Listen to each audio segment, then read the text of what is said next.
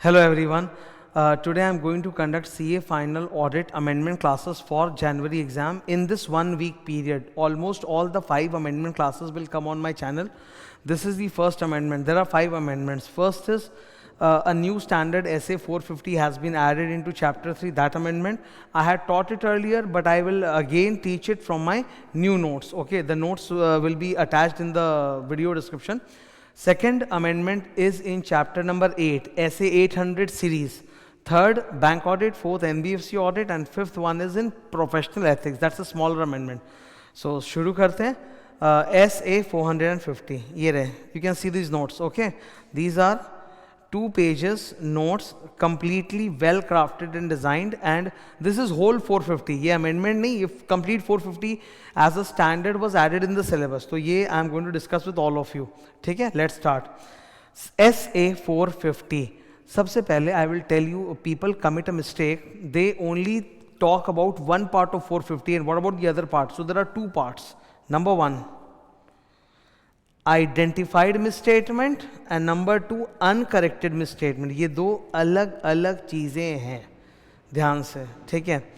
जब आप ऑडिट करते हो, मतलब as and when I start performing my audit procedures, I obtain evidence, I may come across some misstatements. So उसको बोलते हैं आइडेंटिफाइड मिसस्टेटमेंट. सपोज एक बार जस्ट इमेजिनेशन पर्पस के लिए सोचो, ये मिसस्टेटमेंट है, आई आइडेंटिफाइड दिस मिसस्टेटमेंट. अब जैसे ही मैं मिसस्टेटमेंट आइडेंटिफाई करूँगा, what will be my initial reaction?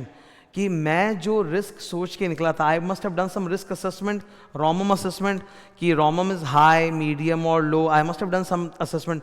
तो जैसे मिस स्टेटमेंट्स आएगा, I will redo revise my risk assessment, कि जो रिस्क मैंने सोचा था उसी के रेंज में है, कि उससे ज़्यादा है, कि उससे कम है. So it will have an impact on my risk assessment. और सर अगर रोमम असेसमेंट पे असर पड़ा, मतलब रिस्क रिवाइज करने की नौबत आ गई हाई मीडियम लो में, तो उसका असर मेरे फैप पे पड़ेगा, फर्दर ऑडिट प्रोसीजर्स. तो पहला टॉपिक जो है वो ये है कि when ever you identify miss statements, it has an effect on your audit. Identified miss statements का असर मेरे रिपोर्ट पे नहीं पड़ता. किस पे पड़ता है sir? On my audit procedures, my FAP, my RAP FAP. तो रैप पे असर पड़ता है, फैप पे असर. वैसा sir there is one more thing. Second, UCMS, इसको बोलते हैं अनकरेक्टेड मिस स्टेटमेंट, UCMS. ये क्या होता है? अब जैसे जैसे ऑडिट विल प्रोग्रेस, मुझे मिस स्टेटमेंट्स मिलेंगे, we will accumulate all those misstatements and ask the client to adjust the financial statements. ये प्रॉपर भाषा है. अगर सिंपल बोलना है तो ये बोलो कि सर जितने भी मिस स्टेटमेंट से इकट्ठा करो, क्लाइंट को दो और बोलो रेक्टिफाई करेगा. अगर वो रेक्टिफाई कर देता है तो it is corrected misstatement. Corrected मतलब ठीक कर दिया, तो it is no longer a misstatement. My financial statements are clean. Okay, but sometimes it so happens कि कुछ मिस स्टेटमेंट्स के लिए क्लाइंट ने हाँ बोल दिया और कुछ के लिए ना बोल दिया. तो जो नहीं किया उन्होंने रेक्टिफाई, उसको बोलते हैं uncorrected, UCMS, uncorrected miss statements. Now mind it, मेरे नज़रों में एज अ CA वो मिस स्टेटमेंट है, पर मेरा क्लाइंट बोल रहा हम तो ठीक नहीं करेंगे, क्योंकि उनके हिसाब से मिस स्टेटमेंट नहीं है. ऐसा कब होता है? वो मैं आऊँगा नीचे.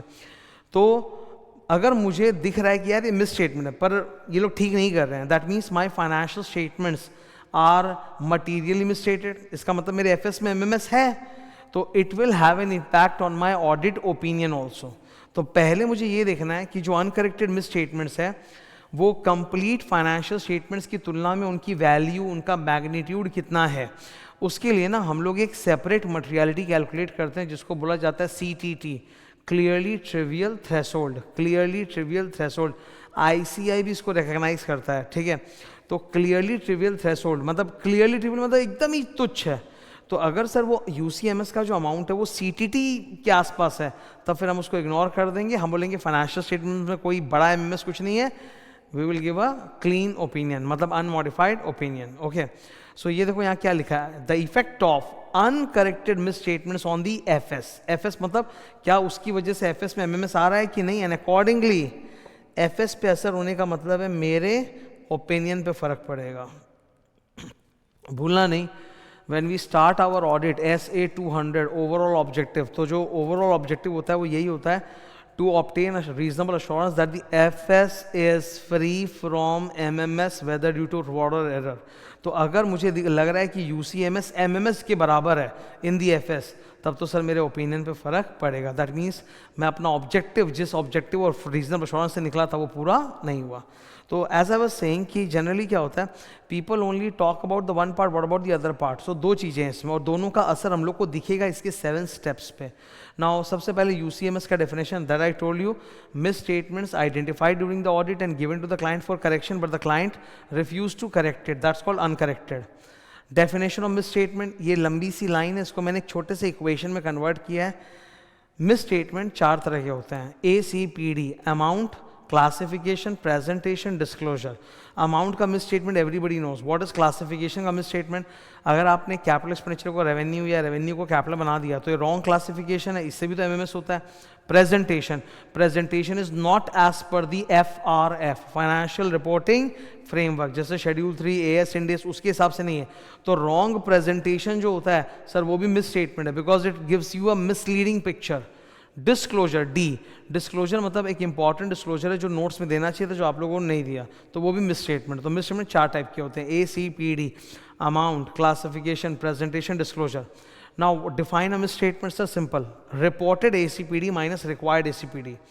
रिपोर्टेड ACPD का मतलब है जो आपने दिखाया है माइनस जो आपको एज पर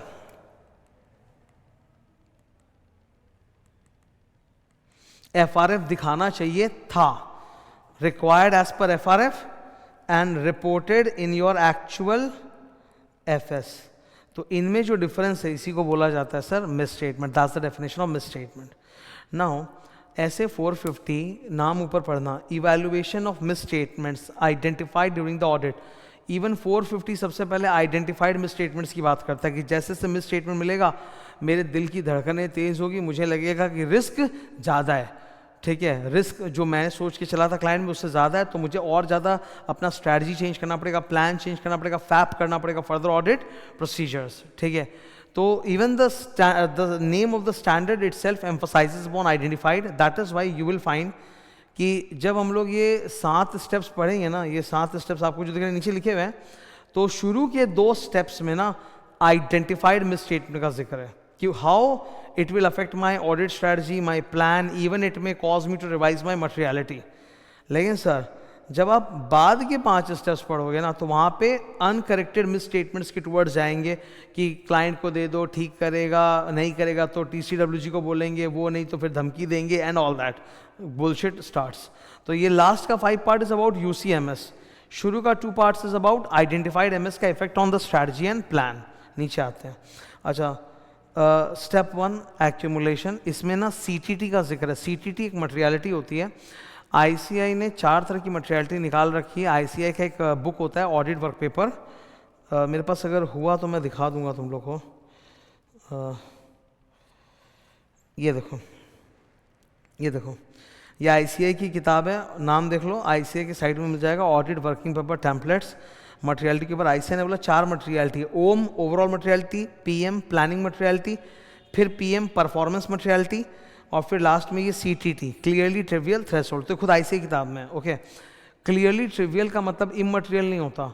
जैसे हमने बोला कि मटीरियलिटी है 1 करोड़, तो मटेरियल में स्टेटमेंट 1 करोड़, तो 1 करोड़ के जस्ट नीचे है उसको आप ट्रिवियल नहीं बोलते, उसको बोलते हैं नॉट मटीरियल। ट्रिवियल मतलब होता है एकदम तुच्छ। When you say the word trivial, it is whole lot lower in magnitude than not material. तो जस्ट बिकॉज कि कोई मटेरियल नहीं तो वो नॉट मटेरियल, वो ट्रिवियल हो गया, ऐसा नहीं है। ट्रिवियल मतलब एकदम ही कम, वो नॉट मटेरियल से बहुत ही कम है, ठीक है। Just to give you some idea, मैं नंबर्स बोल रहा हूँ। लेट्स से कि क्लाइंट का ऑडिट हम लोग कर रहे हैं, हमने मटेरियलिटी कैलकुलेट की है M1 CR और 1 CR, और परफॉर्मेंस मटेरियलिटी हमने कैलकुलेट की है 75 lakhs, परफॉर्मेंस मटेरियलिटी 75 lakhs। तो CTT आपको उदाहरण के तौर पे बोल रहा हूँ, उस क्लाइंट का CTT जो आएगा ना वो 4-5 लाख रुपए का आएगा मुश्किल से, 4 to 5 लाख, मतलब such a low figure. That's called clearly trivial misstatement, okay. Now come to this. तो स्टेप नंबर 1 में ये कहानी स्टार्ट हो गई। स्टेप नंबर 1 का जो मेन जुमला है वो है CTT। बोला स्टेप नंबर 1 क्या, एक्यूमुलेट करो। ऑडिट टीम में 4-5 लोग हैं, सब ऑडिट करें, सबको थोड़े थोड़े मिस स्टेटमेंट्स मिल रहे, सब जमा करो, एक्यूमुलेट करो। Accumulate all the misstatements other than those that are clearly trivial। मतलब जो एकदम क्लियरली ट्रिवियल है, छोटे मोटे मिस्टेक है, 500 1000 इस सब का ये जमा करने की ज़रूरत नहीं है, इसको आप इग्नोर कर सकते हो। अब इन्होंने बोला कि व्हाट इज क्लियरली ट्रिवियल, इसमें यही बताया कि क्लियरली ट्रिवियल का मतलब एकदम ही छोटा फिगर, उसको आप ये मत सोचो कि मटेरियलिटी जो नहीं है बस थोड़ा सा नीचे है, वैसा नहीं, बोला एकदम ही छोटा। Don't think clearly trivial is equal to not material, sir it is much lesser than not material, that is clearly trivial. ठीक है, यू गेटिंग माय पॉइंट। अब नीचे मिस स्टेटमेंट्स 3 प्रकार के होते हैं। ये हमें क्यों पढ़ाया जा रहा है, ये इसलिए पढ़ाया जा रहा है, ये ICAI ने डाला है अपनी किताब में, ये इसलिए पढ़ाया जा रहा है कि आपको पता चले कि क्लाइंट कब हाँ बोलेगा कब ना बोलेगा। पहला मिस स्टेटमेंट होता है फैक्चुअल मिस स्टेटमेंट, कि मुंह पे दिख रहा है मिस स्टेटमेंट है, अमाउंट का मिस स्टेटमेंट है, बैंक अकाउंट में ये फिगर है और डॉक्यूमेंट पे ये फिगर है, that's a clear cut miss statement. इसमें क्लाइंट आपसे बहस नहीं कर पाएगा, वो रेक्टिफाई कर देगा, the client will correct it.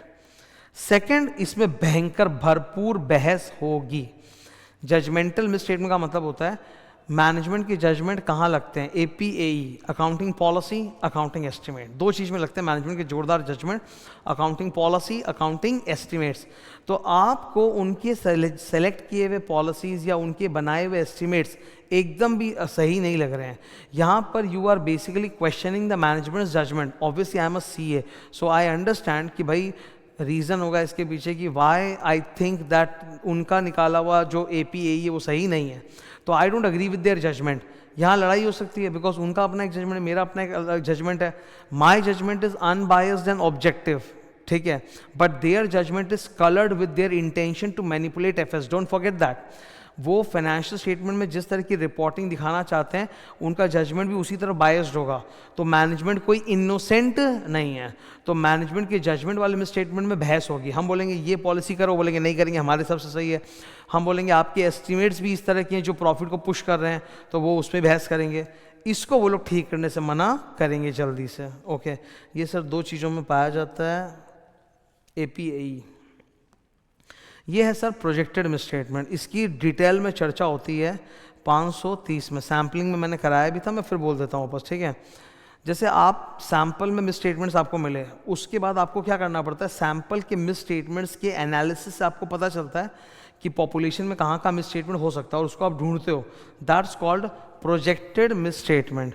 On the basis of the analysis of the sample misstatements, I figure out कि population में कहाँ का misstatement होगा and we find it out. That's called projected misstatement, जो हम ढूंढ के निकालते हैं बैठ के population में से based on sample।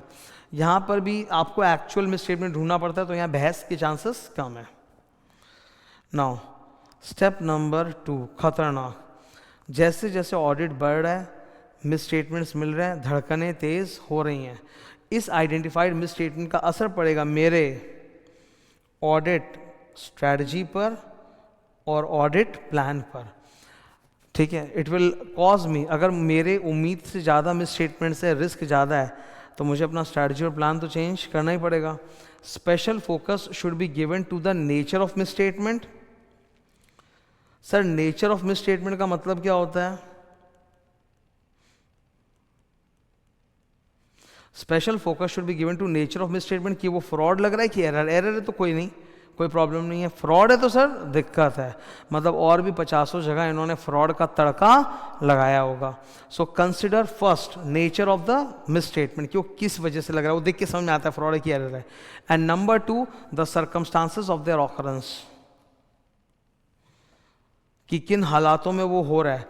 मतलब एग्जाम्पल के तौर पे मैं देख रहा हूँ कि ये जो मिस स्टेटमेंट है ये मुझे थोड़ा इंटेंशनल लग रहा है, और इसका जो इम्पैक्ट है प्रॉफिट पे, वो प्रॉफिट को इन्फ्लेट कर रहा है, बढ़ा रहा है।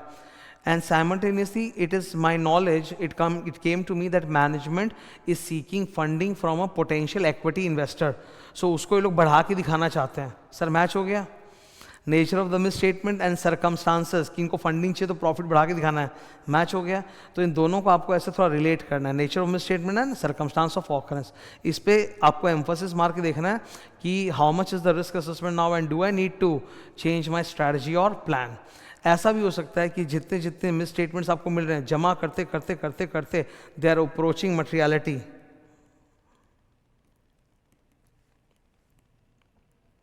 Summation of misstatements is approaching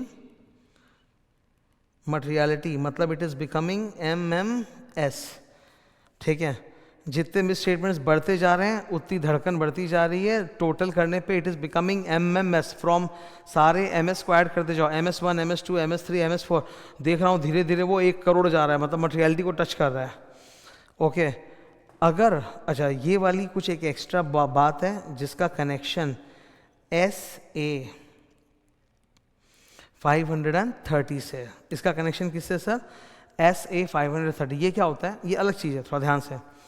अगर मैं एक सैम्पल ऑडिट कर रहा हूँ और सैम्पल में मुझे बहुत ज़्यादा मिस स्टेटमेंट्स मिल रहे हैं which makes me like I am force to think कि may be we can go for population testing because too much of miss statements.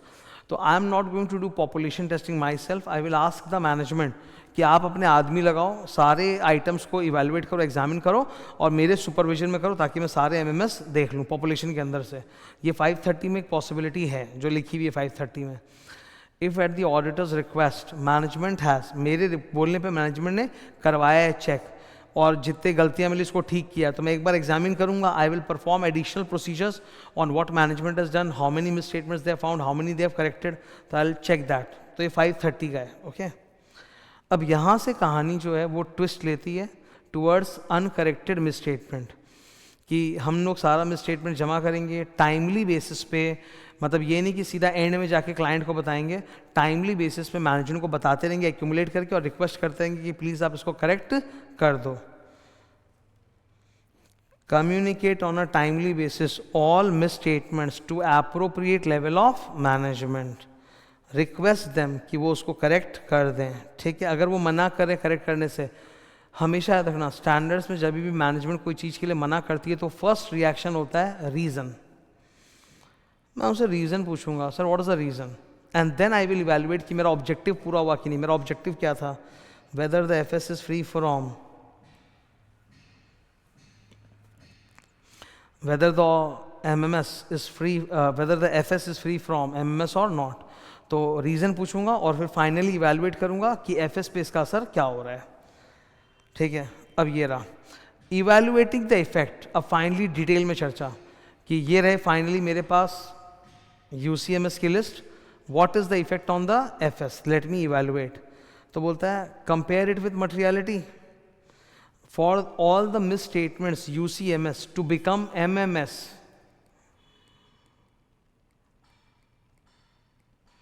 अगर सारे अनकरेक्टेड मिस स्टेटमेंट्स जोड़ जाड़ के अगर वो MMS बन रहे हैं तब तो डेफिनेटली FS के अंदर MMS है, मुझे मॉडिफाइड ओपिनियन देना पड़ेगा। तो I have to see that कि क्या सारे UCMS मिला के MMS हो रहे हैं। तो MMS का M क्या होता है? मटेरियलिटी। तो मैं मटेरियलिटी चेक करूंगा अंडर 320 कि in the light of the so many misstatements and risk do I need to change my materiality and lower it down. तो आपको अपना मटेरियलिटी रीअसेस करने की नौबत आएगी।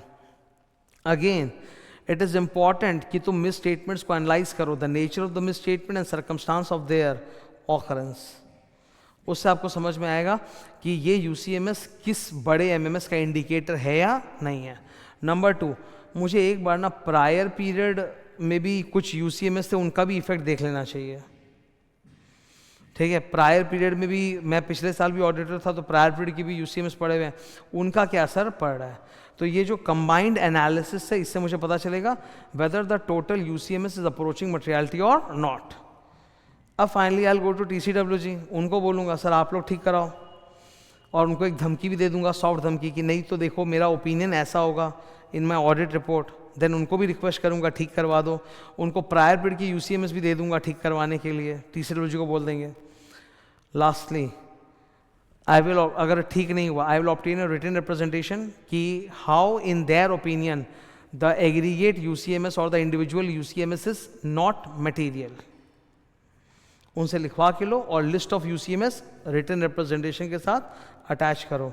ये ऐसे 580 में भी लिखा हुआ है कि हम लोग जो WR लिखवा के लेते हैं ना उसमें लिस्ट ऑफ UCMS अटैच करवाते हैं, और मैनेजमेंट लिख के भी देता है that they believe that the effect of UCMS is not material. Finally I have to document it. I will document 3 things.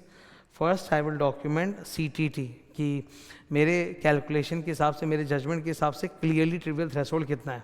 Number 2, list of all the misstatements that we identified, how much of it is corrected and how much is uncorrected. ठीक है। And number 3, finally as per my opinion, मेरा conclusion क्या है, weather UCMS is material individually और aggregate और not. मैं कैसे उस नतीजे पे पहुंचाऊं कि मुझे यूसीएमएस को इग्नोर करना है या यूसीएमएस को कंसिडर करते हुए मॉडिफाइड ओपिनियन देना है। So how I have arrived at the conclusion whether UCMS is material और नॉट। ठीक है। So sir this was the first amendment in the range SA 450। Okay, second amendment जो आने वाला है दैट इज मतलब good amendment again, SA 800 series. Now देखो 800 series में जो अमेंडमेंट्स आए ना उससे स्टैंडर्ड के बीच बीच में थोड़े थोड़े चेंजेस हुए हैं। ओके, बाकी मोर और लेस वो वही है, it has made it more elaborative, तो I will work upon that. ठीक है, नेक्स्ट अमेंडमेंट क्लास में we will do 800 series. Thank you.